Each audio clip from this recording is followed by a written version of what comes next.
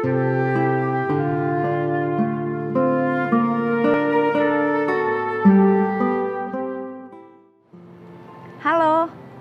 senang sekali kita dapat berjumpa kembali dalam program Renungan Harian GKI Kebonjati bersama saya, Eliwati.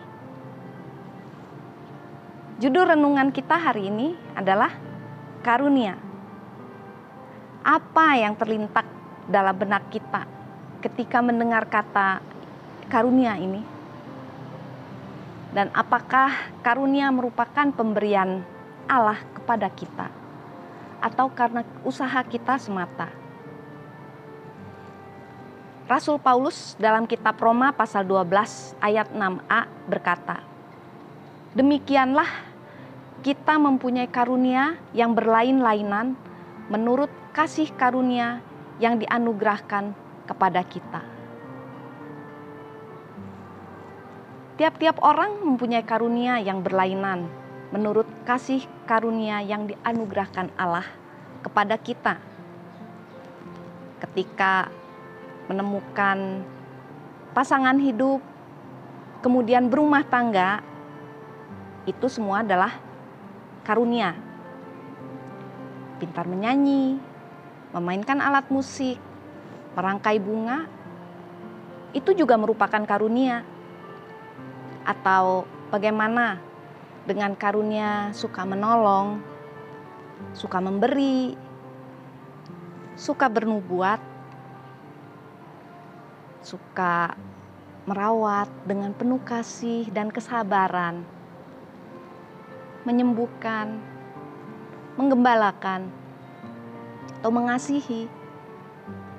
Apakah semua itu kita terima dari Allah, ataukah kita harus mengupayakannya?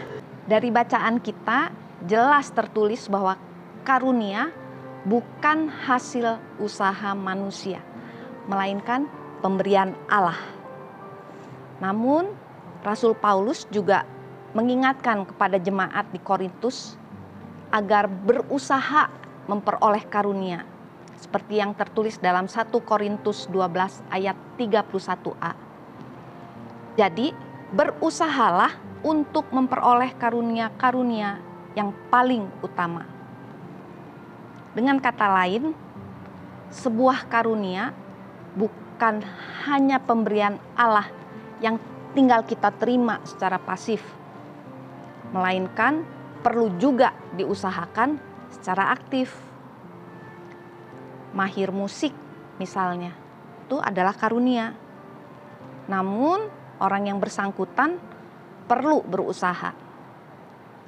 Karunia tidak turun begitu saja dari langit. Pemusik harus banyak belajar, berlatih, dan berjuang. Sejak kecil, dia sudah berkorban dan menderita untuk berlatih. Karunia juga tidak datang mendadak, melainkan tumbuh dalam proses waktu. Hal itu misalnya seperti terlihat dalam diri Timotius. Ia berkarunia membina gereja. Ternyata dari masa kecil karunia itu sudah diletakkan fondasinya.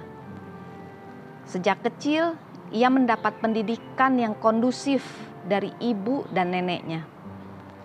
Sejak kecil ia suka membaca sastra rabi yang pada waktu itu disebut tulisan suci.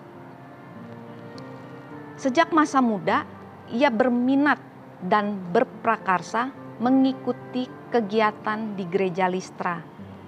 Dan sejak muda, dia mempunyai reputasi yang baik di kalangan umat. Dari Timotius dan banyak contoh lain di Alkitab menunjukkan bahwa karunia-karunia rohani bukan pemberian mendadak, melainkan pemberian melalui pembibitan. Karunia adalah lalu lintas dua arah. Allah memberikan dan manusia mengupayakan. Manusia berperan serta dengan menyediakan lahan bagi pembibitan karunia. Kemudian menyuburkan, mengembangkan, dan membuahkannya dalam karya. Allah hanya menolong orang yang mau menolong dirinya sendiri. Allah hanya memberi karunia kepada orang yang mau bekerja keras mengembangkannya. Karunia tanpa upaya adalah karunia yang terpendam. Apa gunanya biji yang terus terpendam dan tidak menjadi kecambah, tidak menjadi tanaman, tidak bertumbuh, apalagi berbuah? Itu semua menjadi tidak berguna, sia-sia. Bagaimana dengan kita? Mari kita menerima dan mengoptimalkan karunia yang sudah Tuhan berikan bagi kita. Tuhan Yesus memberkati.